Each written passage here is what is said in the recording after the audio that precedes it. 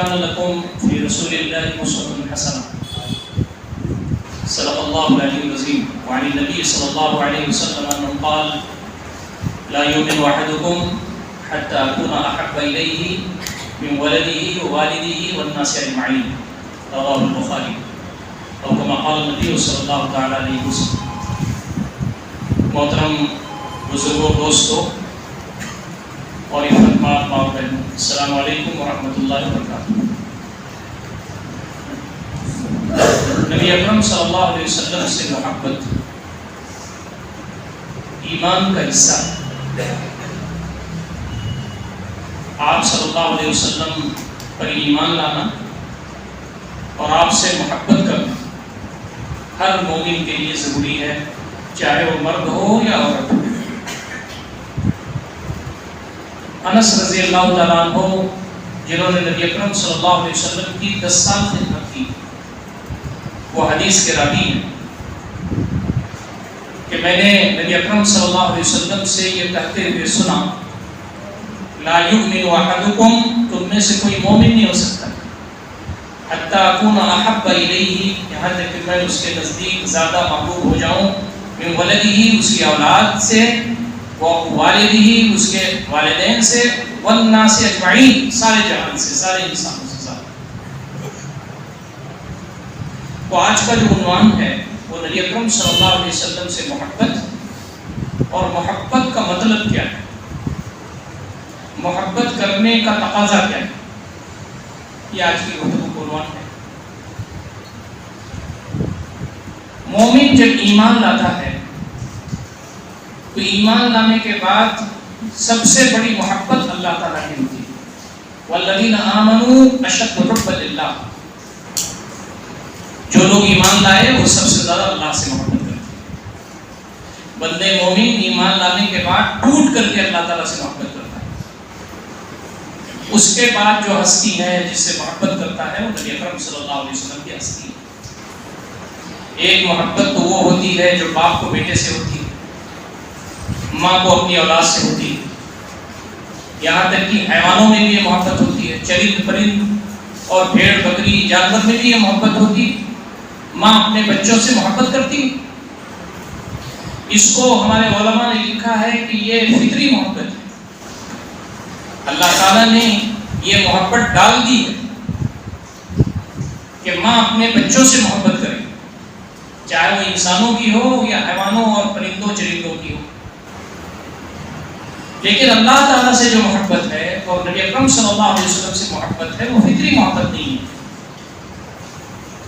وہ محبت عقلی محبت ہے. وہ محبت سوچنے کے بعد، سمجھنے کے بعد، غور فکر کرنے کے بعد، احسانات کو یاد کرنے کے بعد پیدا ہوتی ہے. آپ ریلوے اسٹیشن پر تھے، پلیٹ فارم پر، کیلے کے چھلکے پر آپ کا پیر پڑا، آپ ٹرین پر جا رہے تھے، ٹرین آ رہی تھی اور کسی نے لپک کر کے آپ کو بچا لیا، تو آپ کو ایک الفت پیدا ہو جاتی ہے اس شخص سے، احسان مند ہو جاتے ہیں آپ سے. کوئی شخص آپ کو روپیہ دے، پیسہ دے، آپ پریشانی میں ہو، آپ کے گھر میں پریشانی ہو، مدد کر دے، شادی بیاہ میں مدد کر دے، آپ کی مختلف اوقات میں دلجوئی کرے، تو آپ اس کے احسان مند بھی ہوتے ہیں اور ایک الفت و محبت بھی پیدا ہو جاتی ہے. یہ عام بات ہے. قرآن مجید میں کہا گیا ہے کہ اللہ رب العزت کی عظمت، اس کی بزرگی، اس کی کبریائی، اس کا جلال، اس کا جبروت، اللہ رب العزت کی نعمتیں، ان تعدوا نعمت اللہ لا تحصوها، اللہ رب العزت کی نعمتوں کو تم شمار کرو تو شمار نہیں کر سکتے. تو اللہ تعالیٰ کے احسانات اور اللہ تعالیٰ کی معرفت جتنا حاصل کرتا جائے گا، اللہ تعالیٰ سے محبت پیدا ہوتی ہے. ماں کے پیٹ میں لولا اور لنگڑا بڑھا دیتا ہوں، اس نے ہماری پیدائش میں آسانی فرمائی. ہم جب پیدا ہوئے تو ہمارے لیے کھانے پینے، دیکھ بھال کرنے کا سامان مہیا کیا، صحیح سالم پیدا کیا، ہم کو چیزوں کو اس نے ہموار کیا. ہم پلے پڑھے اور اس حال میں ہیں کہ ہمارے پاس لوگ آتے ہیں، ہاتھ پھیلاتے ہیں، مدد کے لیے بلاتے ہیں، تعاون ہم سے لیتے ہیں، ایک وقار و احترام دیا سماج اور معاشرے میں.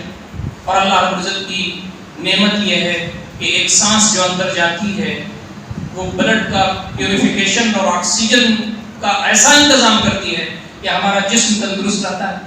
لیکن جو سانس اندر چلی جائے وہ اللہ تعالیٰ کے رحم و کرم سے باہر آتی ہے. ہم جو دیکھتے ہیں، ہمارے دیکھنے کا جو سسٹم ہے، ہماری جو کڈنی ہے، ہمارا جو دل ہے، ہمارا جو برین ہے، ہمارے جو اعضاء ہیں، شوگر کا تناسب ہے اس میں، پریشر کا تناسب ہے اس میں. وفی انفسکم افلا تبصرون، تمہارے درمیان خود دلائل موجود ہیں، کیا تم دیکھتے نہیں ہو؟ تو بندہ جب اللہ رب العزت کی احسانات، اس کے کرامات، اس کے نوازش پر غور کرتا ہے تو اللہ تعالیٰ سے محبت پیدا ہوتی ہے. پھر اس گھٹا ٹوپ اندھیرے میں جہاں ظلم ہے، جہاں زیادتی ہے، جہاں کفر ہے، جہاں شرک ہے، اللہ رب العزت نے ہم کو دین کی سمجھ عنایت فرمائی. نبی اکرم صلی اللہ علیہ وسلم کے ذریعے جو دین آپ نے بھیجا وہ ہم تک پہنچا، اس کی برکت سے ہم مسلمان ہیں. اللہ تعالیٰ کے دین کی سمجھ عطا ہوئی ہمیں، دنیا کی سمجھ عطا ہوئی، اور اللہ تعالیٰ کے رحم و کرم پر ہم زندگی گزار رہے ہیں تو اللہ تعالیٰ سے محبت پیدا ہوتی ہے. نبی اکرم صلی اللہ علیہ وسلم سے محبت کا پیدا ہونا بھی اسی طریقے سے. آپ مبعوث ہوئے، اللہ رب العزت نے آپ کو نبی بنایا، آپ خاتم الانبیاء ہیں، سید الانبیاء خاتم المرسلین ہیں.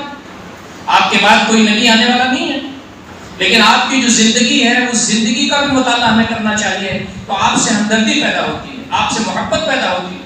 اس دنیا میں آپ تشریف نہیں لائے تھے کہ آپ کے والد صاحب کا انتقال ہو گیا. دنیا میں تشریف لانے کے کچھ دنوں کے بعد آپ کے والدہ محترمہ کا انتقال ہو گیا، آپ یتیم الطرفین ہو گئے. نبی اکرم صلی اللہ علیہ وسلم کی جو کفالت کر رہے تھے آپ کے دادا عبد المطلب، ان کا انتقال ہو گیا کچھ دنوں کے بعد. ہماری ماں، آپ کی چہیتی بیوی حضرت خدیجہ رضی اللہ تعالیٰ عنہ کا انتقال ہو گیا. اس سال کا نام عام الحزن رکھا گیا، غم کا سال. نبی اکرم صلی اللہ علیہ وسلم کی غم گساری کرنے والے، آپ کی کفالت کرنے والے، آپ کی نگرانی کرنے والے، جو پریشانیاں آ رہی تھی اس پر کھڑے ہونے والے، آپ کی بیوی، ہماری ماں جو آپ کی تسلی کا سامان کرتی تھی، جو آپ پر اپنے گویا کی مال و اسباب کے دروازے کھول دیے تھے، انہوں نے آپ سے آلموسٹ اولاد انہی سے تھی، وہ اس دنیا سے چلی. نبی اکرم صلی اللہ علیہ وسلم کو 3 نرینہ اولاد ملے، لیکن سب بچپن میں انتقال کر گئے. ما کان محمد ابا احد من رجالکم ولکن رسول اللہ وخاتم النبیین. اللہ کے نبی صلی اللہ علیہ وسلم تم میں سے مردوں کی کسی کے باپ نہیں ہیں، بلکہ وہ رسول خدا ہیں، خاتم الانبیاء ہیں، سید المرسلین ہیں. اللہ کے نبی صلی اللہ علیہ وسلم کو نرینہ اولاد نہیں تھی. 4 بیٹیاں عنایت ہوئیں، 3 کا انتقال آپ کی زندگی میں ہو گیا. چوتھی بیٹی حضرت فاطمہ رضی اللہ تعالیٰ عنہ کا انتقال آپ کے انتقال کے 6 مہینے کے بعد ہوا. یہ ہے ہمارا قائد، یہ ہے ہمارا رہنما، یہ ہے ہمارے نبی، یہ ہے ہمارے اسوہ اور قدوہ کہ بظاہر زندگی کے جو وسائل ہیں وہ سخت کیوں نہ ہو جائیں، اور دنیا جس چیز سے ناپتی ہے، سرخرو ہونے کا پیمانہ، سعادت کا پیمانہ، دنیا میں اچھے ہونے کا پیمانہ دنیا جو ناپتی ہے، اس کو الٹ کر اللہ رب العزت نے نبی اکرم صلی اللہ علیہ وسلم فرمایا کہ ہمارا حبیب جب ان پریشانیوں میں ہو سکتا ہے تو تمہیں آنے والی زندگی میں یہ سبق ملنا چاہیے کہ تم کو پریشانیوں سے گزرنا پڑے. نبی اکرم صلی اللہ علیہ وسلم خانہ کعبہ میں ہیں، یہ ایک شخص چادر لے کر کے آتا ہے اور آپ صلی اللہ علیہ وسلم کے گلے مبارک میں لپیٹ کر کے گھٹنے کی کوشش کرتا ہے. آپ جب سجدے میں ہوتے ہیں تو اونٹ کی اوج رکھی جاتی ہے، وہ ہستی جس سے بہتر نہ کوئی پیدا ہوا نہ ہے قیامت تک ہوگا. ہمارے دل کے رگوں کی گہرائیوں میں ایمان کا حصہ ہے. طائف میں پتھروں کی بارش ہوتی ہے، اوباش قسم کے جو گنڈے بدماش نوجوان ہیں وہ لگا دیے جاتے ہیں دشمنان اسلام کی طرف سے، جس میں گھر سے خون اکٹھا ہوتا ہے، جوتیوں میں جاتا ہے. حضرت زید روایت میں آتا ہے، حضرت زید اپنے کندھے پر آپ کو لے کے کنارے جاتے ہیں. میں جب طائف گیا، وہاں کے رفقا جو یہاں سے گئے ہوئے ہیں، وہاں کام کر رہے ہیں، ان کا پروگرام تھا، اس میں گیا تو مجھے وہ لوگ اس جگہ بھی لے گئے جہاں بتایا جاتا ہے کہ نبی اکرم صلی اللہ علیہ وسلم یہاں بیٹھے تھے. وہ منظر بدل جاتا ہے اس کو دیکھ کہ وہ ہستی جو سراپا رحمۃ اللہ علیہ تھی آپ کو پتھر مارے گئے، آپ پریشان حال رہے، آپ کی زندگی میں کرب و بلا رہا، دندان مبارک آپ کے شہید ہوئے، احد میں آپ کا جسم روحان ہوا. کیوں؟ تاکہ زندگی گزارنے کا پیغام ہم تک آ جائے، تاکہ ہم اپنے آپ کو سمجھ سکیں، دنیا سمجھ سکیں، تاکہ اللہ تعالیٰ کی مرضی کو سمجھ سکیں. تاکہ ہم جہنم سے بچ سکیں۔ نبی اکرم صلی اللہ علیہ وسلم فرماتے ہیں کہ میری مثال اس شخص کی ہے، لوگ آگ کی طرف جا رہے ہیں، میں کمر پکڑ پکڑ کے ان کو آگ سے نکالتا ہوں۔ کوئی ایسا زندگی کا لمحہ نہیں گزرا جس میں آپ وقت فکر نہ رہے، جاتے جاتے اس دنیا سے آپ امت کے لیے فکر نہیں رہے۔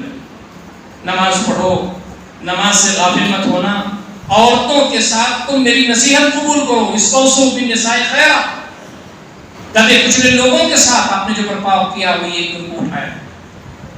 میں یہ بات عام طور پر کرتا ہوں کہ نبی رحمت صلی اللہ علیہ وسلم کا ایک بڑا امتیاز یہ ہے کہ وہ غلاموں کو آپ نے اوپر اٹھایا، جن کو مارا جاتا تھا، پیٹا جاتا تھا، جن کی کوئی زندگی نہیں، بازاروں میں بکتے تھے۔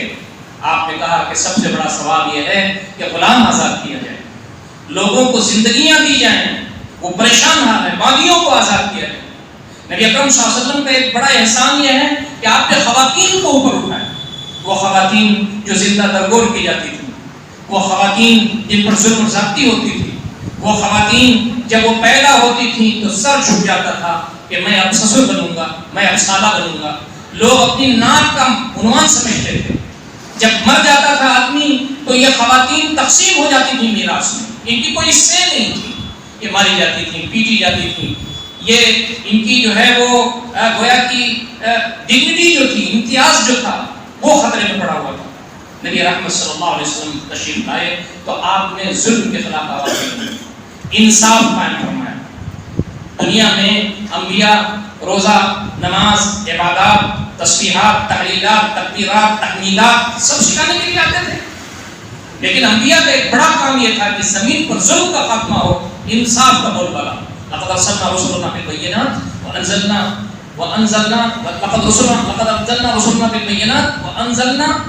معه الكتاب والميزان ليقوم الناس بالقسط۔ ہم نے اس زمین پر انبیاء بھیجے، رسول بھیجے، کتابیں بھیجی، حق و باطل میں تمیز کرنے والی کسوٹی فرقان نازل کیا تاکہ اس زمین پر انصاف قائم ہو جائے۔ تو نبی اکرم صلی اللہ علیہ وسلم نے خواتین کے ساتھ انصاف کیا۔ یہاں خواتین بیچی ہوئی ہیں، بتایا کہ تعداد میں ہیں، یہ تقریب سننے آئی ہیں۔ نبی اکرم صلی اللہ علیہ وسلم نے فرمایا کہ جس گھر میں بچی پیدا ہو جائے اس گھر کو رحمت کے فرشتے گھیر لیتے ہیں اور کہتے ہیں کمزور پیدا ہوئی ہے، اس کی تعین ہونی چاہیے۔ لڑکا پیدا ہوتا ہے تو اس کو نہیں کہتے۔ ایک لڑکی جو گھر میں آتی ہے وہ رحمت لے کر کے آتی ہے۔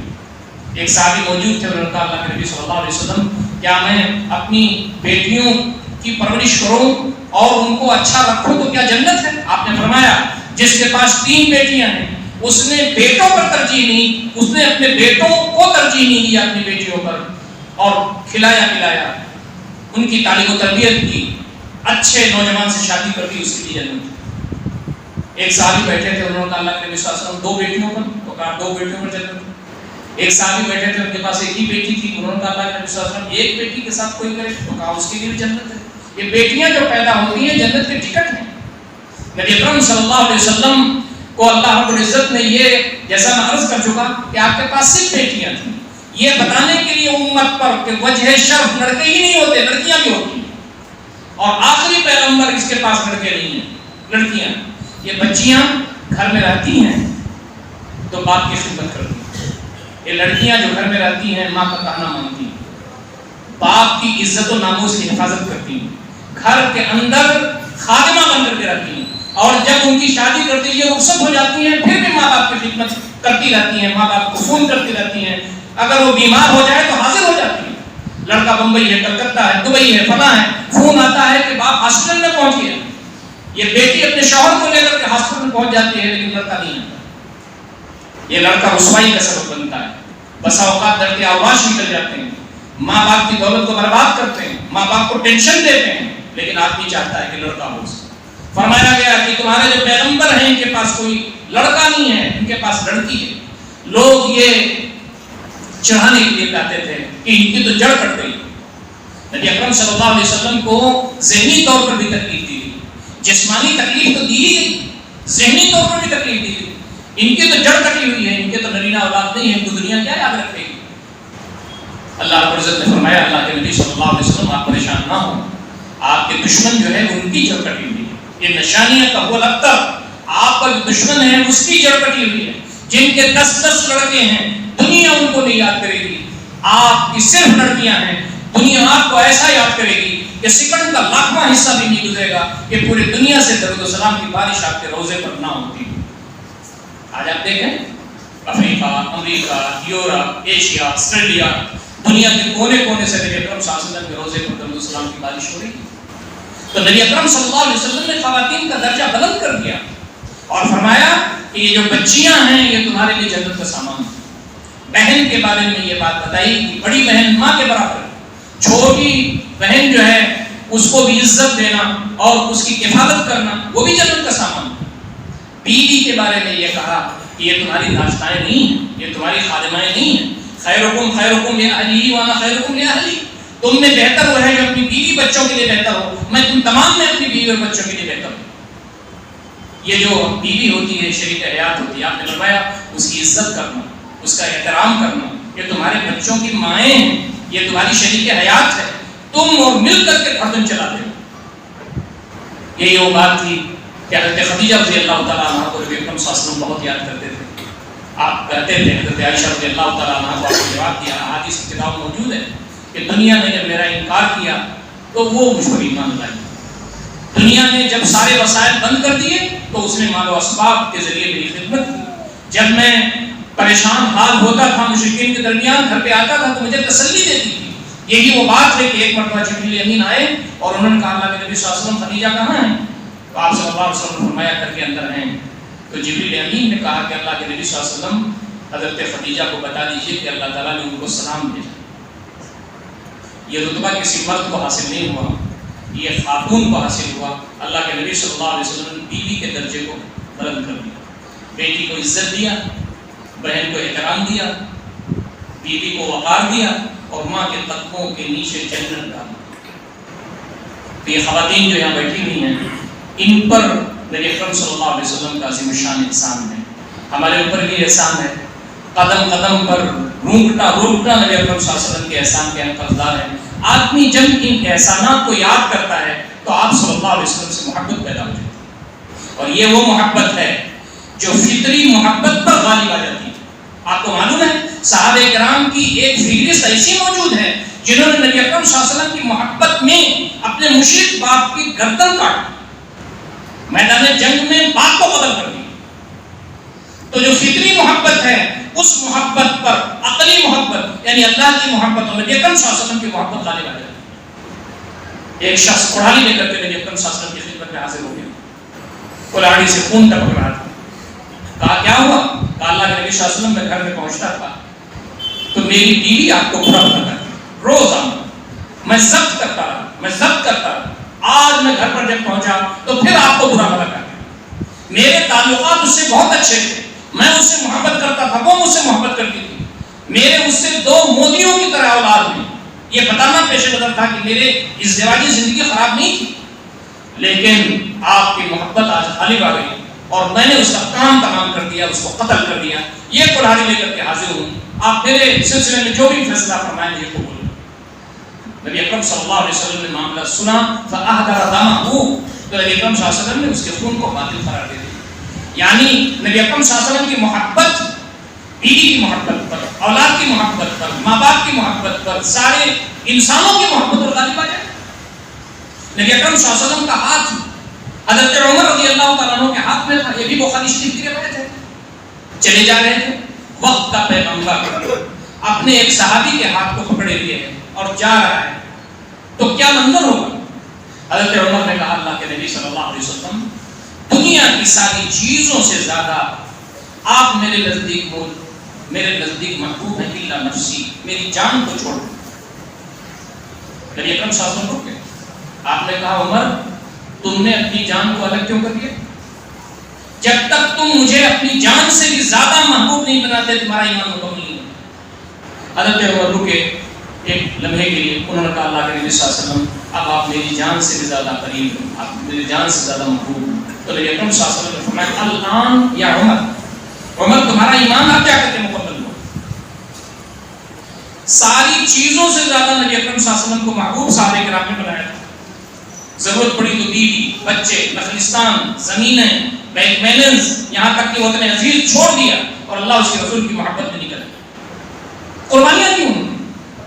جنت نہیں مل سکتی، ایمان آدمی کا مکمل نہیں ہو سکتا جب تک کہ نبی اکرم صلی اللہ علیہ وسلم کو اپنی جان سے بھی زیادہ محبوب نہ ہو۔ تو آپ صلی اللہ علیہ وسلم سے محبت عظیم الشان چیز ہے۔ غزوہ بدر میں صفیں لگ رہی ہیں، ایک صحابی جن کا نام سواد بن غزیہ ہے وہ سب سے باہر آ جاتے ہیں۔ آپ کہتے ہیں استو سبو صفوفکم سد الخلل۔ آپ لوگ حرم شریف میں اگر گئے ہیں یا وہاں کی ریکارڈنگ سنتے ہیں تو اس میں سب سیدھی کرنے کے لیے الفاظ کہے جاتے ہیں۔ آپ صلی اللہ علیہ وسلم میدان جنگ میں الفاظ استعمال فرماتے ہیں، سبو صفوفکم، صفیں سیدھی کرو، استو ٹھیک سے کھڑے ہو جاؤ، واعتدلوا ریلیکس ہو جاؤ، سد الخلل بیچ میں گیپ کو بند کرو، دشمن آ جائے گا بیچ میں۔ لیکن ایک صحابی تھے جو باہر نکل جاتے تھے، ان کا نام تھا سواد بن غزیہ رضی اللہ تعالیٰ۔ آپ بار بار صفیں سیدھی کرتے تھے، بار بار وہ نکل جاتے تھے۔ راوی بیان کرتے ہیں کہ آپ پہنچے، آپ کے ہاتھ میں ایک ٹہنی تھی آپ کے ہاتھ میں، اس سے آپ صفیں سیدھی کر رہے تھے۔ آپ وہاں پہنچے اور آپ نے ان کے پیٹ پر ٹہنی سے تھوڑی سی ٹھوکر ماری، اس طرح یا سواد ذرا ٹھیک رہی بھائی، کیوں نکل جاتے ہیں آپ باہر؟ تو حضرت سواد نے کہا اوجعتنی یا رسول اللہ، اللہ کے نبی صلی اللہ علیہ وسلم آپ نے مجھے تکلیف پہنچا دی، آپ نے جو ٹھوکر لگائی تو مجھے تکلیف پہنچی، میں بدلہ چاہتا ہوں۔ بدر کے میدان میں آپ کی لڑائی کا مسئلہ ہے، صفیں سیدھی کر رہا ہے وقت عمر، ایک صحابی کہتا ہے کہ مجھے بدلہ چاہیے، تو نبی صلی اللہ علیہ وسلم نے اپنی ٹہنی جو ہاتھ میں تھی دے دیا اس کو، لو بدلہ لو، وقت کا پیغمبر۔ حضرت سواد نے کہا کہ میں تو صرف لنگی پہنے ہوئی ہوں، میرے پاس اوپر تو کچھ نہیں، آپ کے اوپر چادر کی، چادر گرائیے تب نہ بدلہ ملوں گا۔ نبی اکرم صلی اللہ علیہ وسلم نے چادر گرائی، اتنا کرنا تھا کہ حضرت سواد دوڑے اور نبی اکرم صلی اللہ علیہ وسلم کو چومنے لگے، پیٹھ چومنے لگے، پیٹ چومنے لگے۔ نبی صلی اللہ علیہ وسلم نے کہا یہ کیا کیا تم کو تو بدلہ لینا تھا نا؟ تو صحابی نے کہا کہ اللہ کے نبی صلی اللہ علیہ وسلم آپ اللہ تعالیٰ کے سچے اور پکے نبی ہیں، آپ نے فرمایا کہ آج یوم الفرقان ہے، آر پار کی لڑائی کا، آپ نے یہ بھی فرمایا ہے کہ آج جو شہید ہو جائے جنت میں اعلیٰ رتبہ ہے۔ اللہ کے نبی میں شہید ہونا چاہتا ہوں، میں چاہتا ہوں کہ آج میں شہید ہو جاؤں، لیکن اللہ تعالیٰ سے میں اس حال میں ملنا چاہتا ہوں کہ سب سے آخری ہستی جس سے میں مل کر کے اللہ تعالیٰ کے پاس پہنچوں وہ آپ کی ذات گرامی۔ یہ جو محبت تھی یہ اندر کی بھی محبت تھی، باہر کی بھی محبت صحابہ کرام کی تھی۔ دل کے اندر نبی اکرم صلی اللہ علیہ وسلم کی محبت کوٹ کوٹ کر کے بھری ہوئی تھی اور ظاہر میں بھی نبی اکرم صلی اللہ علیہ وسلم سے محبت کرتے۔ وضو آپ فرماتے تھے تو وضو کا جو پانی گرتا تھا اس کے لیے صحابہ لپکتے تھے، اس لیے کہ آپ سے ہر درجہ محبت ان کو تھی۔ نبی اکرم صلی اللہ علیہ وسلم نے ایک ٹولی بھیجی صحابہ کرام کی ایک جماعت کہ جاؤ ذرا دیکھو کہ کچھ علاقے میں کچھ گڑبڑیاں ہو گئی، اس کو ٹھیک کر کے آؤ۔ رات میں آخری پہر وہ لوگ گئے اور واپس ہو رہے تھے تو ایک آدمی ملا راستے میں، اس کو پکڑ لائے اور مسجد نبوی کے ستون سے باندھ دیا۔ صبح فجر میں نبی اکرم صلی اللہ علیہ وسلم تشریف لائے تو آپ نے دیکھا کہ ایک آدمی مسجد نبوی کے ستون سے بندھا ہوا ہے۔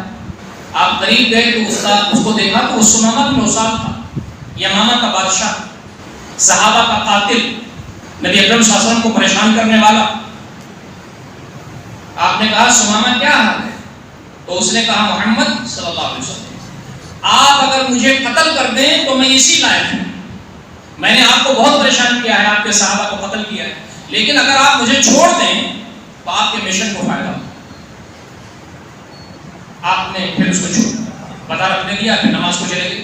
لیکن راوی بیان کرتے ہیں 3 دن تک وہ رہا اور 3 دن تک نبی اکرم صلی اللہ علیہ وسلم نے ہماری ماؤں کے یہاں سے کھانا بنوا کر کے لے لیا۔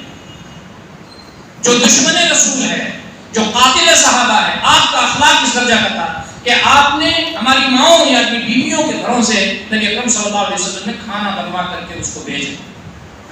دوسرے دن بھی آپ نے یہی کہا، دوسرے دن بھی اس نے یہی جواب دیا، تیسرے دن بھی اس نے یہی کہا کہ آپ مجھے قتل کر دیں تو میں اسی کے لائق ہوں، لیکن اگر آپ چھوڑ دیں تو آپ کے اس احسان کا بدلہ ملے گا، آپ کے مشن کو فائدہ ہوگا۔ نبی صلی اللہ علیہ وسلم نے کہا کہ اس کے بندھن چھوڑ۔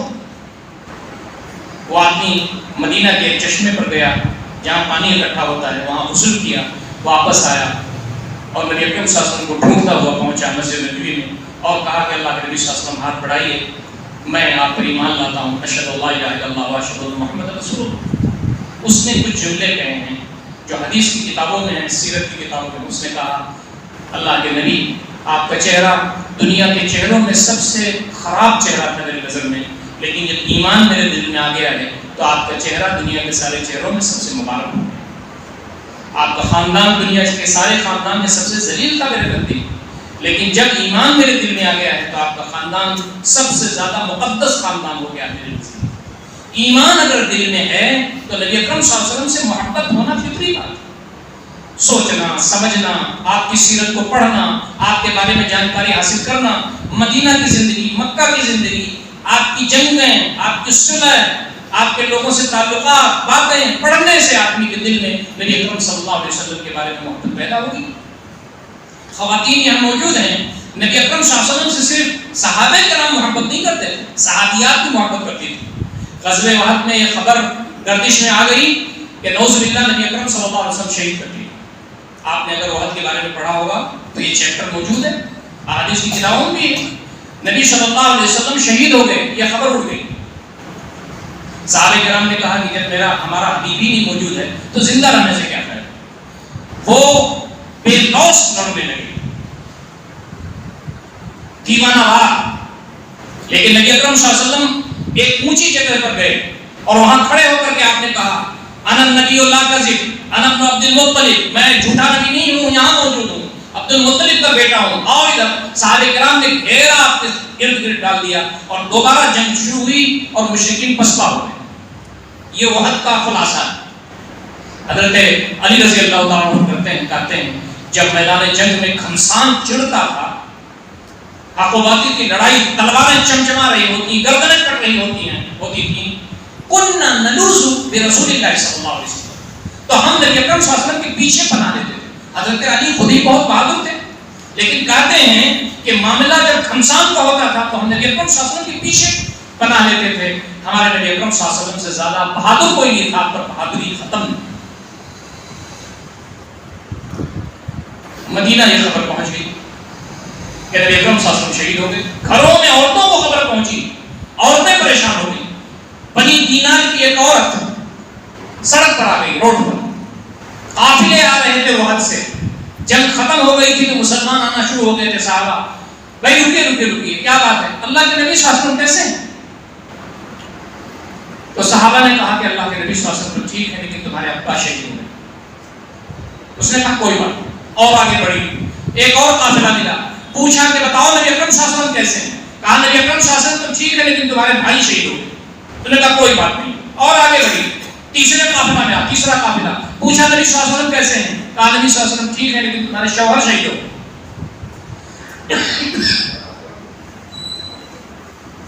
نبی اکرم صلی اللہ علیہ وسلم آ رہے تھے پیچھے، جب نبی اکرم صلی اللہ علیہ وسلم کو اپنی آنکھوں سے اس عورت نے دیکھ لیا تو کہا کل مصیبت جلل بعدک یا رسول اللہ، اللہ کے نبی صلی اللہ علیہ وسلم آپ زندہ ہیں تو ساری مصیبتیں ہیچ ہیں آپ کے بعد۔ باپ کا انتقال ہو گیا، بھائی کا انتقال ہو گیا، شوہر کا انتقال ہو گیا، لیکن محبت ایسی ہے کہ نبی اکرم صلی اللہ علیہ وسلم کو جب دیکھ لیا تو پھر دل ٹھنڈا ہوا۔ یہ کون لوگ تھے؟ ہمارے جیسے گوشت والے تھے، لیکن ان کا ایمان، ان کا عزم، ان کا حوصلہ، دین کے لیے ان کا جذبہ پہاڑوں سے بھی زیادہ اونچا تھا۔ تو نبی اکرم صلی اللہ علیہ وسلم سے جو محبت ہماری ہے وہ ایمان کا حصہ ہے۔ کوئی آدمی جو نبی اکرم صلی اللہ علیہ وسلم سے محبت نہیں کرتا اس کا ایمان نہیں ہے، ایک بات۔ دوسری بات یہ ہے کہ نبی اکرم صلی اللہ علیہ وسلم سے محبت اپنی جان سے بھی زیادہ۔ قرآن مجید میں ایک آیت ہے جس کو میں پڑھتا ہوں، آپ نے اس کو سنا بھی ہوگا، اللہ رحمین آیت، قل ان کان آباؤکم وابناؤکم واخوانکم وازواجکم وعشیرتکم واموال تقدموها وتجارة تخشون كسادها ومساكن ترضونها احب اليكم من الله ورسوله وجهاد في سبيله فتربصوا حتى ياتي الله بامره والله لا يهدي القوم الفاسقين۔ تمہارے اولاد، تمہارے باپ، تمہارے بھائی، تمہاری بیوی، تمہارے شوہر، تمہارا خاندان، تمہارے وہ مال جس کو تم نے جمع کر کے رکھا ہے، تمہاری وہ تجارت جس کی کساد بازاری کا خطرہ ہے، تمہاری وہ حویلیاں، یہ اگر اللہ سے زیادہ عزیز ہے، یہ اگر نبی اکرم صلی اللہ علیہ وسلم زیادہ محبوب ہیں، یہ اللہ رب العزت کے راستے میں جہاد اور اسٹرگل سے زیادہ محبوب ہے، تو انتظار کرو کہ اللہ تعالیٰ کا عذاب تمہارے پر آ جائے، اللہ تعالیٰ فاسق قوم کو ہدایت دیجیے۔ اس کا مطلب یہ ہے کہ اگر بیوی کی محبت نبی اکرم صلی اللہ علیہ وسلم کی محبت سے اوپر ہے، بچوں کی محبت نبی اکرم صلی اللہ علیہ وسلم کی محبت کے اوپر ہے، تجارت کی محبت نبی اکرم صلی اللہ علیہ وسلم کی محبت کے اوپر ہے، تو ہم مسلمان نہیں ہیں۔ کہنے والا بھی آپ ہی کے سب میں شامل ہے، لیکن یہ اور فکر کا عنوان ہے۔ محبت رسول ہمارے درمیان ہے کہ نہیں؟ اب محبت رسول کا ایک چیپٹر ہوا جس پر میں نے گفتگو کی، آدھا گھنٹہ کے قریب ہو گیا ہے۔ اب جو وقت بچا ہوا ہے، محبت رسول نبی صلی اللہ علیہ وسلم سے کرنے کا حکم، اس کی وجہ کیا ہے، میں آگے کے چیپٹر میں یہ آپ کے سامنے بیان کرنے کی کوشش کروں گا۔ محبت رسول کا مطلب یہ کہ نعرہ رسالت لگانا، یا نبی اکرم صلی اللہ علیہ وسلم کا نام لینا، یا نبی اکرم صلی اللہ علیہ وسلم کے لیے جلوس نکالنا، یہ تو ایک حصہ اس کا، یہ جائز ہے نہیں جائز ہے، اچھا برا میں اس پر کچھ نہیں بولتا، لیکن نبی اکرم صلی اللہ علیہ وسلم سے جو محبت ہے اس کا پہلا تقاضا یہ ہے کہ آپ کی بات مانی جائے۔ آپ کو اپنے بچے سے بہت محبت ہے، لیکن وہ کہتا ہے کہ ابا ایک ٹافی دے دیجیے، آپ کہتے ہیں آپ کے جیب میں پیسے موجود ہیں، لیکن آپ اپنے بیٹے کو ٹافی نہیں دیتے۔ آپ کی بیوی بہت پیاسی ہے اور وہ کہتی ہے کہ ایک گلاس پانی دے دیجیے، آپ کے پاس گلاس بھی ہے، پانی بھی ہے، لیکن آپ کہتے ہیں کہ نہیں دوں گا۔ کیا مطلب اس کا ہو؟ اس کا مطلب ہے کہ آپ کو بچے سے محبت نہیں، آپ کو اپنی بیوی سے محبت نہیں۔ محبت ہونے کا مطلب یہ ہے کہ بات مانی جائے۔ اطیعوا اللہ و اطیعوا الرسول، اللہ کی اطاعت کرو، نبی صلی اللہ علیہ وسلم کی اطاعت کرو۔ ما آتاکم الرسول فخذوه وما نهاکم عنہ فانتہوا۔ میری زبان کچھ گڑبڑ ہو رہی ہے، اس لیے کہ صبح سے پروگرام چل رہا ہے تو کچھ تھکان ہو گئی ہے زیادہ، تو ذرا اس کو معاف کیجیے گا۔ ما آتاکم الرسول فخذوه، جو نبی صلی اللہ علیہ وسلم تم کو دے دیں اس کو لے لو، وما نهاکم عنہ فانتہوا، جس سے تمہیں روکتے اس سے روکو۔ نبی اکرم صلی اللہ علیہ وسلم سے اگر محبت ہے تو آدمی یہ دیکھے گا کہ نبی اکرم صلی اللہ علیہ وسلم کی بات کیا، آپ نے ہم سے کہا ہے، کیا چاہا ہے ہم سے۔ نبی اکرم صلی اللہ علیہ وسلم کی جو احادیث ہے وہ پوری یہی ہے کہ آپ نے فرمایا ہے کہ یہ کرو یہ نہ کرو، یہ کرو یہ نہ کرو، یہ کرو یہ نہ کرو، یہ جائز ہے یہ ناجائز ہے، یہ حلال ہے یہ حرام ہے، تم کو اپنے والدین کے ساتھ ایسے تعلق رکھنا ہے، تم کو اپنی بیویوں کے ساتھ ایسے تعلق رکھنا ہے، بچوں کے ساتھ، اپنے پڑوسیوں کے ساتھ، اپنے رشتہ داروں کے ساتھ، مسلمانوں کے ساتھ جھوٹ نہیں بولنا ہے، تم کو حلال روزی کمانا ہے، سود سے دور رہنا ہے۔ یہ جو ساری تعلیمات پوری زندگی کے لیے ہیں، اگر ہم اس کو نہیں مانتے تو نبی اکرم صلی اللہ علیہ وسلم سے محبت نہیں کرتے۔ تو نبی صلی اللہ علیہ وسلم سے محبت کرنے کا مطلب یہ ہے کہ آپ کی بات مانی جائے، آپ کی اطاعت کی جائے۔ نبی اکرم صلی اللہ علیہ وسلم سے محبت کرنے کا مطلب یہ ہے کہ آپ صلی اللہ علیہ وسلم کی اتباع کی جائے۔ ان کنتم تحبون اللہ فاتبعونی یحببکم اللہ۔ محبت کا اللہ تعالیٰ سے اگر تم کرتے ہو تو میری اتباع کرو، اللہ تعالیٰ تم سے محبت کرنے لگے گا۔ تو آپ صلی اللہ علیہ وسلم سے محبت کا مطلب یہ ہے کہ آپ صلی اللہ علیہ وسلم کی اطاعت کی جائے۔ نبی اکرم صلی اللہ علیہ وسلم سے محبت کا مطلب یہ ہے کہ آپ صلی اللہ علیہ وسلم کا جب نام آئے تو آپ پر درود و سلام بھیجا جائے۔ نبی اکرم صلی اللہ علیہ وسلم ممبر پر چڑھے تو آمین کا، دوسرے ممبر پر چڑھے تو آمین کا، تیسرے ممبر پر چڑھے تو آمین کا۔ صحابہ نے کہا کہ ایسی بات تو پہلے نہیں ہوتی تھی، یہ نئی بات آج کیا ہوئی؟ تو آپ نے فرمایا صلی اللہ علیہ وسلم کہ جبریل امین 3 باتیں لے کر کے میرے پاس آئے۔ ایک بات انہوں نے یہ کہا کہ رمضان المبارک کا مہینہ کوئی پالے اپنی مغفرت نہ کروا لے اس پر لعنت ہو، میں نے آمین کہا۔ دوسری بات انہوں نے کہا کہ ماں باپ کو پائے یا ان دونوں میں سے کسی ایک کو بڑھاپے میں پائے، ان کی خدمت کر کے جنت نہ حاصل کر لے، اس پر بھی لعنت ہو اللہ تعالیٰ کی، میں نے آمین کہا۔ اور تیسری بات نبی اکرم صلی اللہ علیہ وسلم نے فرمائی کہ مجلس میں میرا نام آئے اور کوئی مجھ پر درود و سلام نہ بھیجے، اس پر لعنت ہو، تو میں نے آمین کہا۔ یہ نبی اکرم صلی اللہ علیہ وسلم کا حق ہے کہ جب ان کا نام آئے تو درود و سلام بھیجنا چاہیے۔ نبی اکرم صلی اللہ علیہ وسلم فرماتے ہیں کہ اللہ تعالیٰ فرماتا ہے، آپ نے اس میں تفصیلات بیان کی ہیں، من صلی علیہ واحدۃ صلی اللہ تعالی علیہ عشرا، جو نبی اکرم صلی اللہ علیہ وسلم پر ایک مرتبہ درود بھیجتا ہے تو اللہ تعالیٰ کی رحمتیں اور برکتیں اس پر 10 مرتبہ ہوتی ہیں۔ تو نبی اکرم صلی اللہ علیہ وسلم کا ایک حق ہے کہ ہم نبی اکرم صلی اللہ علیہ وسلم کو درود و سلام بھیجیں۔ نبی اکرم صلی اللہ علیہ وسلم سے محبت کرنے کا تقاضا یہ بھی ہے کہ ہم نبی اکرم صلی اللہ علیہ وسلم کو اپنے سارے امور و مسائل میں حکم مانیں۔ جھگڑا کورٹ اور کچہری میں نہ لے جائیں. مسلمان اگر ہے تو اپنا جھگڑا کورٹ اور کچہری باطل کے ایوانوں میں، باطل کے عدلیہ میں نہیں لے جائے. آپ کو معلوم ہے کہ آج جو ہندوستان کے کورٹ اور کچہری ہیں یہ ان قوانین کے مطابق فیصلہ کرتے ہیں جو لوگوں نے بنایا. وَمَن لَّمْ يَحْكُم بِمَا أَنزَلَ اللَّهُ فَأُولَٰئِكَ هُمُ الظَّالِمُونَ وَمَن لَّمْ يَحْكُم بِمَا أَنزَلَ اللَّهُ فَأُولَٰئِكَ هُمُ الْكَافِرُونَ وَمَن لَّمْ يَحْكُم بِمَا أَنزَلَ اللَّهُ فَأُولَٰئِكَ هُمُ الْفَاسِقُونَ. قرآن نے یہ کہا کہ حکم اللہ اس کے رسول کے فیصلے کے مطابق اپنے مسائل حل کرو. جو باطل کے کورٹ میں جاتا ہے بلا ضرورت اور بلا اضطراری کیفیت میں وہ مومن نہیں ہو سکتا. فلا وربك لا يؤمنون حتى يحكموك فيما شجر بينهم ثم لا يجدوا في انفسهم حرجا مما قضيت ويسلموا تسليما. تیرے رب کی قسم یہ مومن نہیں ہو سکتے. کون؟ یہی تیرے رب کی قسم یہ مومن نہیں ہو سکتے یہاں تک کہ اپنے جھگڑوں میں آپ کو قول فیصل نہ بنا لیں، اور جب آپ فیصلہ کر دیں تو پھر دل میں کوئی تنگی بھی نہ محسوس کریں اور اس کے بارے میں سر تسلیم خم کر لیں.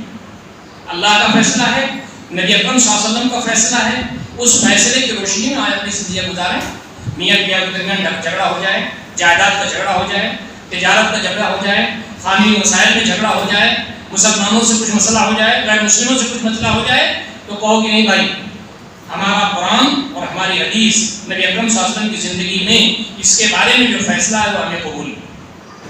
ایک آدمی نبی اکرم صلی اللہ علیہ وسلم کے پاس آیا اور اس نے کہا اللہ کے نبی صلی اللہ علیہ وسلم فیصلہ فرمائیے اس مسئلے میں. آپ نے فیصلہ کر دیا. اس آدمی کو فیصلہ اچھا نہیں لگا، حضرت عمر کے پاس گیا رضی اللہ تعالیٰ عنہ. اس نے کہا کہ میں آپ کے پاس آیا ہوں، آپ کو زیادہ بڑا آدمی سمجھتا ہوں اور میں یہ سمجھتا ہوں کہ آپ اس سلسلے میں فیصلہ کر دیں. تو کہا کہ کہیں سے فیصلہ کروا کے آ رہے ہوگا؟ کہا ہاں. نبی اکرم صلی اللہ علیہ وسلم کے پاس گیا تھا، انہوں نے فیصلہ کیا، مجھے فیصلہ اچھا نہیں لگ رہا ہے، میں سوچتا ہوں کہ آپ فیصلہ کر دیں. انہوں نے کہا کہ رکو میں فیصلہ کرتا ہوں. اندر گئے، تلوار لے کر کے آئے اور فوراً اس کی گردن اڑا دی. کہا یہ میرا فیصلہ ہے اس شخص کے بارے میں جو نبی اکرم صلی اللہ علیہ وسلم کا فیصلہ نہیں مانا. یہ منافقین تھے. یہ لوگ آ کر کے مسلمانوں کی صفوں میں انتشار پھیلاتے تھے، اس لیے ان کو بخوبی جانتے تھے حضرت عمر رضی اللہ تعالیٰ عنہ. آپ اگر نبی اکرم صلی اللہ علیہ وسلم کا فیصلہ نہیں مانتے اور کورٹ میں جاتے ہیں تو مسلمان نہیں. ہاں اگر کسی نے آپ کو کورٹ میں کھینچ لیا، آپ پر مقدمہ کر دیا تو دفاع کرنے کے لیے تو آپ کو جانا پڑے گا، لیکن اپنا کیس خود لے کر کے مقدمات میں اگر ہم جاتے ہیں، عدلیہ میں ہم جاتے ہیں کورٹ اور کچہری میں، تو فرمایا کہ اللہ اس کے رسول کی محبت تمہاری وہ جھوٹی محبت ہے. دوستو ساتھیو، اللہ کے نبی صلی اللہ علیہ وسلم سے محبت کا یہ تقاضا ہے کہ اللہ کے نبی صلی اللہ علیہ وسلم کا دین جو ہمارے پاس ہے اس کو ان بندگان خدا تک پہنچایا جائے جن تک یہ دین نہیں پہنچا. نبی اکرم صلی اللہ علیہ وسلم کو مارا گیا، پیٹا گیا، گالی دی گئی، جس میں 18 علماء ہوا. کیوں؟ آپ نے بندگان خدا تک اللہ کا دین پہنچایا. مکہ کا ایک دروازہ کھٹکھٹایا، مشرکین کے گھر جا کر کے بتایا تھا کہ اللہ کا دین ہے. کسی نے گالی دی، کسی نے دھکا دیا، کسی نے مارا پیٹا، یہ سب ہوا. آپ کسی غیر مسلم بھائی کے پاس جاتے ہیں اللہ کا دین پہنچانے، آپ کو وہ گالی دیتا ہے تو سنت رسول پر عمل کرتے ہیں. آپ کو اگر اللہ تعالیٰ کے دین کو پہنچانے میں آپ کو مار پیٹ کا سامنا کرنا پڑتا ہے تو نبی اکرم صلی اللہ علیہ وسلم کی سنت پر عمل کرتے ہیں. نبی صلی اللہ علیہ وسلم نے فرمایا بلغوا عنی ولو آیہ، میری جانب سے پہنچا دو چاہے ایک آیت کیوں نہ ہو. مجھ سے اگر تم نے ایک آیت سنی اس کو ان لوگوں تک پہنچا دو جن تک یہ بات نہیں پہنچی. ہمارے حبیب سرور کائنات صلی اللہ علیہ وسلم آپ کی پوری زندگی اللہ تعالیٰ کے بندوں تک اللہ تعالیٰ کا پیغام پہنچانے میں لگا. تو ہم اگر اللہ کے نبی صلی اللہ علیہ وسلم سے محبت کا دم بھرتے ہیں تو ہماری ذمہ داری یہ بنتی ہے کہ ہم بندگان خدا تک اللہ تعالیٰ کا پیغام پہنچائیں، ان کو قرآن پہنچائیں، نبی اکرم صلی اللہ علیہ وسلم کی زندگی پہنچائیں، ان تک اسلام کی تعلیمات پہنچائیں. حضرت علی کنارے بیٹھے ہوئے تھے، آپ نے بلایا اور کہا کہ یا علی لَأَن يَهْدِيَ اللَّهُ بِكَ رَجُلًا وَاحِدًا خَيْرٌ لَكَ مِنَ الدُّنْيَا وَمَا فِيهَا. علی ایک انسان بھی اگر آپ کے ذریعے ہدایت پا جائے دنیا مافیا سے بہتر. تو ہمارا معاملہ یہ ہے کہ ہمیں خود دین سمجھنا چاہیے، نبی اکرم صلی اللہ علیہ وسلم کی سیرت کو پڑھنا چاہیے اور اللہ تعالیٰ کا دین ان بندوں تک پہنچانا چاہیے جہاں تک کہ پیغام نہیں پہنچا. آپ سب پڑھے لکھے لوگ مجھے لگ رہے ہیں، پڑھے لکھے لوگ ہیں، آپ بتائیے کہ کوئی بھی نبی ایسا ہے جو میجارٹی میں آیا؟ نہیں، ہر نبی مائنورٹی میں آیا. اکیلے نبی ہوا، لوگوں کو دعوت دیا، آپ کی دعوت پر لوگ لبیک، لوگوں نے کہا مٹھی بھر لوگ وہ ہوتے تھے کمزور لوگ، پھر دھیرے دھیرے دھیرے دھیرے دین پھیلاتے پھیلاتے اکثریت میں تبدیل ہو جاتے تھے۔ نبی اکرم صلی اللہ علیہ وسلم مکہ میں مائنارٹی میں تھے، مدینہ میں جا کر کے آپ میجارٹی میں تبدیل ہو گئے۔ کیوں؟ اسلام قبول کرتے گئے لوگ۔ ہندوستان کے اندر ہر مسلمان کی ذمہ داری بنتی ہے کہ اس کے دائیں بائیں غیر مسلم بھائی بستے ہیں، جہاں وہ کام کرتا ہے، جہاں وہ تجارت کرتا ہے، جہاں وہ پڑھاتا لکھاتا ہے، کہیں بھی سراؤنڈنگ میں جو غیر مسلم موجود ہیں، قیامت کے دن ہمارا دامن پکڑ لیں گے اللہ تعالیٰ کے ہاں کہ یہ تیرے حبیب سرور کائنات صلی اللہ علیہ وسلم نے جو پیغام دیا تھا اس کو انہوں نے پہنچایا۔ قیامت کے دن اللہ رب العزت جہاں بہت سارے جناب فیصلے فرمائے گا، وہاں انبیاء کی گواہی شروع کرے گا۔ حضرت ابراہیم علیہ السلام کو برپا کیا جائے گا، ان کی قوم کو لایا جائے گا، قوم سے پوچھا جائے گا ان کو پہچانتے ہو؟ قوم کہے گی ہمارے پیغمبر تھے۔ پوچھا جائے گا کہ کیا وہ بات جس کو لے کر کے میں نے ان کو بھیجا تھا پہنچایا؟ قوم کہے گی مجھے پہنچا دیا۔ حضرت جناب موسیٰ کو، حضرت عیسیٰ کو، سب کو اٹھایا جائے، گواہی ہوگی، پھر لوگوں کو اٹھایا جائے۔ وجاہدوا فی اللہ حق جہادہ، اللہ کے راستے میں محنت کرو جیسا محنت کرنے کا حق ہے۔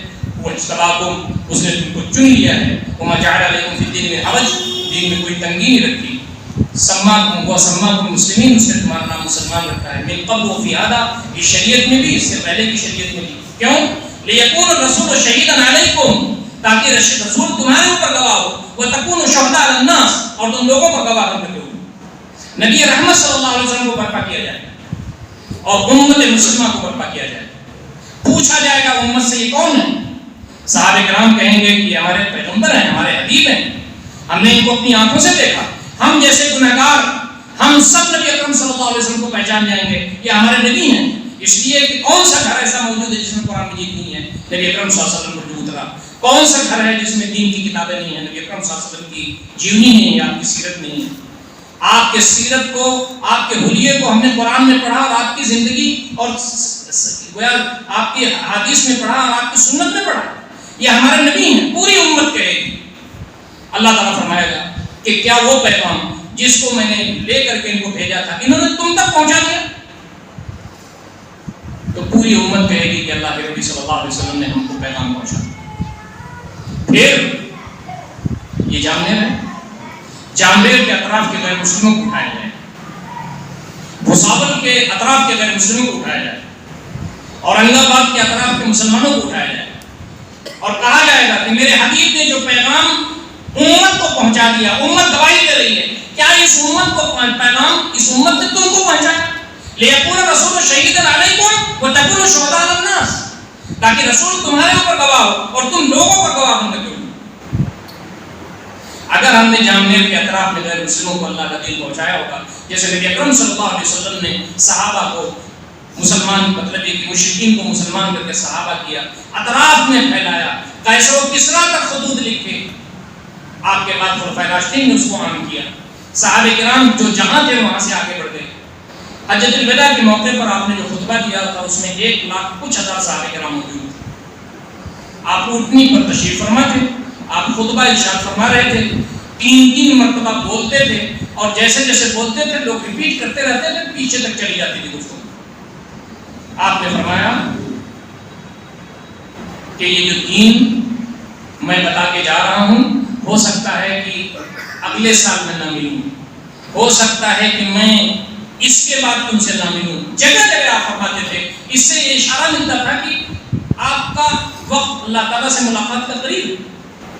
آپ نے کہا کہ اللہ تعالیٰ، آپ نے فرمایا اللہ تعالیٰ کو گواہ کرتے ہوئے کہ اللہ تعالیٰ تو گواہ رہنا کہ میں نے پیغام پہنچا دیا، تو گواہ رہنا کہ میں نے پیغام پہنچا دیا، اللہم اشہد اللہم اشہد اللہم اشہد۔ پھر آپ نے فرمایا کہ تم جہاں بھی جاؤ اس پیغام کو ان لوگوں تک پہنچا دو جن تک نہیں پہنچا ہے، ہو سکتا ہے پیغام سننے والا زیادہ محفوظ رکھنے والا۔ تو پوری زندگی نبی اکرم صلی اللہ علیہ وسلم کی اس میں گزری۔ امت مسلمہ صرف مسلمانوں کے لیے برپا نہیں کی گئی ہے، کنتم خیر امت اخرجت للناس، تم بہترین امت ہو جو کمپلیٹ ہیومن کائنڈ کے لیے برپا کی گئی، للمومنین نہیں ہے، للناس۔ یہ قرآن مجید سارے انسانوں کے لیے آیا ہے، یہ نبی اکرم صلی اللہ علیہ وسلم کی زندگی سارے انسانوں کے لیے ہے۔ اس لیے مسلمانوں کے پاس جو یہ امانت موجود ہے، اگر ہم نبی اکرم صلی اللہ علیہ وسلم سے محبت کرتے ہیں تو یہ پیغام آپ صلی اللہ علیہ وسلم کا ان بندگان خدا تک ہم کو پہنچا دینا چاہیے جن تک یہ پیغام نہیں پہنچا۔ آخری بات جو میں آپ سے کہہ سکتا ہوں وہ یہ ہے کہ نبی اکرم صلی اللہ علیہ وسلم سے محبت کا تقاضا یہ ہے کہ آپ صلی اللہ علیہ وسلم نے جیسے دین کو قائم کیا ویسے ہم بھی دین کو قائم کریں۔ دین میں دو طرح کے قوانین ہیں، ایک ہیں سول لاز، دوسرے ہیں کرمنل لاز۔ سول لاز وہ قوانین ہیں جس کو آپ کہتے ہیں عام قوانین، لیکن کرمنل لاز کا مطلب یہ ہے فوجداری قوانین۔ آدمی چوری کرنے پر ہاتھ کاٹا جائے گا، آدمی زنا کرے گا تو رجم کیا جائے گا، آدمی کسی کو قتل کر دے تو قصاص میں قتل کیا جائے گا۔ یہ جو قوانین ہیں یہ جب تک آدمی کے پاس طاقت نہیں آتی یہ قوانین انجام نہیں پا سکتے۔ مکہ کی زندگی میں آپ کہتے تھے لڑائیاں نہ لڑو، نصیحت فرماتے تھے زنا نہ کرو، ناحق قتل نہ کرو، لوگوں کے حقوق غصب نہ کرو، چوری نہ کرو، یہ آپ فرماتے تھے، لیکن آپ کے پاس طاقت نہیں تھی اس لیے آپ نے حد جاری نہیں کی۔ مدینہ میں جب اسلامی حکومت قائم ہو گئی تو آپ نے فرمایا کہ اب حدود جاری ہوں گی۔ تو ایک عورت نے چوری کی، فاطمہ بنو مخزوم کی، تو لوگوں میں کھلبلی مچی کہ اس کا ہاتھ کاٹا جائے گا۔ تو حضرت اسامہ کو لوگوں نے بھیجا کہ جا کر کے شکایت جو یہ ہے لوگوں کی کہیں کہ کچھ پیسہ وغیرہ لے کر کے چھوڑ دیں، اس لیے کہ حضرت اسامہ کو بھی نبی اکرم صلی اللہ علیہ وسلم زیادہ مانتے تھے اور ان کے باپ حضرت زید کو بھی مانتے تھے، دونوں کو، اس لیے کہ آزاد کردہ غلام تھے۔ نبی اکرم صلی اللہ علیہ وسلم کا چہرہ سرخ ہو گیا، آپ نے فرمایا میری بیٹی فاطمہ بھی اگر چوری کرتی لقطع محمد الیدا، تو محمد اس کا ہاتھ کاٹ۔ تم سے پہلے کی امتیں اسی لیے برباد ہوئیں کہ جب امیر لوگ گناہ کرتے تھے تو لوگ معاف کر دیتے تھے پیسہ لے کے، اور غریب جب گناہ کرتا تھا تو حد جاری کرتے تھے۔ ہر شخص پر حد جاری ہونا چاہیے، چاہے امیر ہو غریب ہو۔ یہ ہے ظلم کے خاتمے کا ذریعہ، یہ ہے انصاف کے قیام کا طریقہ۔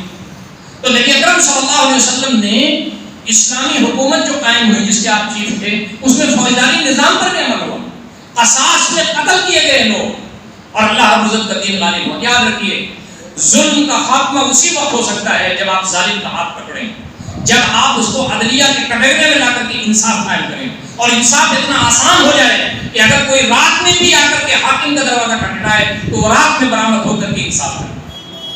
آپ دیکھیں خلفائے راشدین کی سیرت، آپ دیکھیں صحابہ کی سیرت، آپ دیکھیں نبی اکرم صلی اللہ علیہ وسلم جن کو ان کی تربیت کی تھی۔ تو نبی اکرم صلی اللہ علیہ وسلم سے محبت کا مطلب یہ ہے کہ ہم اس زمین پر عدل و قسط کے لیے آگے بڑھیں اور وہ نظام قائم کریں جس میں سکھ اور چین ہو۔ بہت سارے لوگ یہ کہتے ہیں کہ اسلامی حکومت کے قیام کے لیے کوشش کرنا یہ ہماری ذمہ داری نہیں ہے، یہ نبی اکرم صلی اللہ علیہ وسلم کی ذمہ داری تھی، وہ ختم ہو گئی۔ آپ یاد رکھیے ایک نبی کے بعد جب پریشانیاں آ جاتی تھی تو دوسرا نبی آتا تھا، پھر اس کے بعد تیسرا آتا تھا، چوتھا آتا تھا۔ اب نبی اکرم صلی اللہ علیہ وسلم کے بعد کوئی نبی آنے والا نہیں ہے، تو آپ کو ایک امت دی گئی ہے، خیر امت۔ انبیاء جس کام کو کرتے تھے، اس امت کی ذمہ داری ہے کہ یہ خیر کے لیے کام کرے گی اور برائیوں سے روکنے کا کام کرے گی۔ آپ اندازہ خود کیجئے کہ ہندوستان میں رام راج تو قائم ہو سکتا ہے، ہندوستان میں وہ دھرم جس میں بڑھن ویوستھا ہے، جس میں آدمیوں کو پیروں کی جیسے سمجھا جاتا ہے، جن سے خدمت کی جاتی ہے، جس میں عورتوں کی کوئی سے نہیں ہے، اس دھرم کو یا اس مذہب کو ہندوستان میں لانے کی تیاریاں ہو رہی ہیں۔ پورے دنیا میں طرح طرح کے لوگ اپنے دھرموں کے مطابق اور اپنے اسم کے مطابق حکومتیں بنانے کی کوشش کر رہے ہیں۔ اللہ رب العزت جس نے پوری کائنات بنائی، جس نے انسانوں کو بنایا، زندگی گزارنے کا طریقہ دیا، نبی رحمت جیسی شخصیت عنایت فرمائی، آپ نے اس پر عمل کر کے دکھایا اور اسلامی حکومت بھی قائم کر کے دکھائی، تو کیا اللہ تعالیٰ کا دین ہی اتنا کمزور ہے کہ وہ قائم نہیں ہو سکتا؟ اللہ تعالیٰ کا دین جب قائم ہوگا تو اس زمین پر سکھ آئے گا، چین آئے گا، امن آئے گا، شانتی آئے گی۔ یہ جو ظالم ہے ان کا ہاتھ پکڑا جائے گا، مظلوموں کی دادرسی ہوگی، سب کو انصاف ملے گا۔ یاد رکھیے قرآن مجید کی بالادستی جب تک نہیں ہوگی، نبی اکرم صلی اللہ علیہ وسلم کی تعلیمات کی بنیاد پر نظام نہیں قائم ہوگا، وہ نظام ناقص ہوگا، باطل ہوگا۔ انسانوں نے جو اپنی مرضی سے قوانین بنائے ہیں وہ قوانین کبھی بھی سکھ نہیں دے سکتے۔ اللہ کا جو قانون ہے وہ سکھ دے گا۔ نبی اکرم صلی اللہ علیہ وسلم کا بنایا ہوا جو قانون ہے وہ دل کو شانتی دے گا، ہمارے گھروں کے مسائل حل کرے گا، سماج کی سمسیاؤں کا سمادھان کرے گا، ملکی سطح پر ملک کے نظام کو بہتر رکھے گا۔ اسی لیے یہ ذمہ داری بنتی ہے کہ اگر ہم نبی اکرم صلی اللہ علیہ وسلم سے محبت کا دم بھرتے ہیں تو نبی اکرم صلی اللہ علیہ وسلم کے لائے ہوئے نظام کو اس زمین پر لانے کی کوشش کریں۔ میں ایک خوشخبری سنا کر کے اپنی گفتگو بند کرنا چاہتا ہوں. نبی اکرم صلی اللہ علیہ وسلم نے فرمایا قسم خدا کی زمین پر قیامت برپا نہیں ہو سکتی جب تک کہ میرے لائے ہوئے نظام کے مطابق اسلامی نظام نہ آ جائے. قیامت سے پہلے اسلامی نظام کا قیام ہوگا اس زمین پر. حالات پورے دنیا کے کلائمیٹ چینج ہو رہے ہیں. فلسطین میں آپ نے دیکھا مٹھی بھر گویا کہ مجاہدین اسلام نے کس طرح سے اسرائیل کو پوری دنیا میں رسوا کیا, ان کو مارا, اس کو پیٹا. الیاسین 105 $1000 میں بنتا ہے اور مرکبہ جو ٹینک ہے وہ لاکھوں ڈالر میں بنتا ہے, لیکن ایک میزائل میں جب وہ پھینکتے ہیں تو اللہ تعالیٰ اس میں وہ تاثیر پیدا کر دیتا ہے کہ دشمن کے ایمانوں میں زلزلہ پیدا کر دیتا ہے. اب کوئی اسلحہ خریدنے والا نہیں ہے اسرائیل سے, اب دنیا میں اس کا آئٹم نہیں بچنے والا ہے, لیکن پوری دنیا کی آنکھوں میں بتایا کہ مٹھی بھر لوگ جب اللہ تعالیٰ کے راستے میں آگے بڑھتے ہیں تو اللہ تعالیٰ کی تائید و نصرت کیسے آتی ہے. ہاتھ پیر مارنا ضروری ہے, جو ہاتھ میں ہے اس کو استعمال کرنا ضروری ہے. نبی اکرم صلی اللہ علیہ وسلم 313 لوگوں کو لے کر کے میدان جنگ میں گئے تھے. وہاں سب کے پاس سواری بھی نہیں تھے. مقداد بن اسود کے پاس گھوڑا تھا, ایک گھوڑا اور تھا. بقیہ سب کے پاس ایک ایک اونٹ پر 5 صحابہ بیٹھے ہوئے تھے جب بدر کے میدان میں گئے تھے. نبی اکرم صلی اللہ علیہ وسلم جو کچھ کر سکتے تھے کیا, اس کے بعد سجدے میں گرے اور آپ نے کہا اللہ تعالیٰ ہم جو کر سکتے تھے ہم نے کیا, اب تیری مدد آنی. تو یہ اللہ تعالیٰ نے فرمایا رمیت ولکن اللہ رمی, آپ تیر نہیں چلا رہے تھے, تیر اللہ تعالیٰ نے. ہماری کوششیں ہماری محنتیں ایسی نہیں ہیں کہ ہمیں فتح آ جائے. جب تک اللہ تعالیٰ کی تائید اور اللہ تعالیٰ کی مدد اور اس کی طرف سے فتح نہ ہو تو آپ دیکھ لیں انشاءاللہ عزیز جلد ہی 2027 کے پہلے مسجد اقصی انشاءاللہ آزاد ہو جائے گا. ہم تمام لوگ صبح نماز پڑھیں گے جیسے مکہ مدینہ میں جا کے نماز پڑھتے ہیں. امریکہ کے پاس کچھ نہیں ہے, یورپ کے پاس کچھ نہیں ہے. یہودی برباد ہو چکے ہیں, تحریف کر دیا ہے انہوں نے تورات میں, عیسائیوں نے انجیل میں تحریف کر دیا ہے. ہندو مذہب دیوالیہ پن ہے, اس کے جتنے بھی بڑے دیوی دیوتا ہیں سب کے بارے میں آپ دیکھیے کوئی کہاں سے پیدا ہوا, کوئی کہاں سے پیدا ہوا. ہندو جو پڑھے لکھے ہیں وہ اپنے مذہب کے بارے میں پرگشتہ ہیں. دین اسلام واحد رکھنا اپنی ساری خصوصیات کے ساتھ آتی ہے. اللہ تعالیٰ نے قرآن مجید کی حفاظت کی ذمہ داری دی ہے. سب پوری دنیا اسی لیے اسلام سے پرگشتہ ہے کہ یہ اسلام جب آ جائے گا تو ہماری چودراہٹ ختم ہو جائے گی, ہماری بٹر گشتیاں ختم ہو جائیں گی, ہمارا ظلم و زیادتی زمین پر ختم ہو جائے گا. لیکن وہ وقت آنے والا ہے جب اللہ رب العزت کا دین غالب ہوگا. دوستو, نبی رحمت صلی اللہ علیہ وسلم جن پر ہماری زندگیاں قربان مسجد نبی میں بیٹھے ہوئے تھے, صحابہ کرام پروانوں کی طرح گھیرے ہوئے تھے. آپ نے فرمایا کہ تم تو میرے صحابی ہو لیکن بعد میں میرے کچھ بھائی آئیں گے, میرے اخوان. صحابہ نے کہا کہ اللہ کے نبی صلی اللہ علیہ وسلم بعد میں آپ کے بھائی آئیں گے, ہم تو آپ کے صحابی ہیں, آپ کے بھائی بعد میں آئیں گے. کہا ہاں, تم نے تو مجھے اپنی آنکھوں سے دیکھ لیا اس لیے تم میرے صحابی ہو. انہوں نے مجھے اپنی آنکھوں سے نہیں دیکھا ہوگا لیکن مجھ سے محبت کریں گے اور میرے دین کے لیے قربانیاں دے رہے ہوں گے. ہاتھ میں انگارہ لینے کے مترادف ہوگا دین پر چلنا. آج جہاں جہاں ستائے جا رہے ہیں, روہنگیا کا مسئلہ ہے, یبور کا مسئلہ ہے, فلسطین کا مسئلہ ہے, آپ دنیا میں جگہ جگہ دیکھیں مسلمان پریشان حال ہیں, ستائے جا رہے ہیں. آج آپ کی داڑھی کا مسئلہ ہے, ٹوپی کا مسئلہ ہے, آج آپ کے یہاں لاؤڈ اسپیکر کا مسئلہ ہے, نماز پڑھنے کا مسئلہ ہے, آپ کی مساجد کا مسئلہ ہے, گیان واپی کا مسئلہ ہے, لائن میں متھرا کی عیدگاہ والی مسجد لگی ہوئی ہے. یہ سب جو کچھ ہو رہا ہے اس میں اللہ تعالیٰ کے دین پر چلیں گے, ڈٹے رہیں گے, ان میں سے ایک آدمی کو 50 آدمی کے برابر ثواب ملے گا. ایک صحابی نے پوچھا اللہ کے نبی صلی اللہ علیہ وسلم, ان کے 50 آدمی کہ ہمارے 50 آدمی؟ نبی صلی اللہ علیہ وسلم نے فرمایا تمہارے 50 آدمی. اللہ تعالیٰ سے دعا ہے کہ اللہ تعالیٰ ہم تمام کو ان لوگوں میں شامل فرمائے. اللہ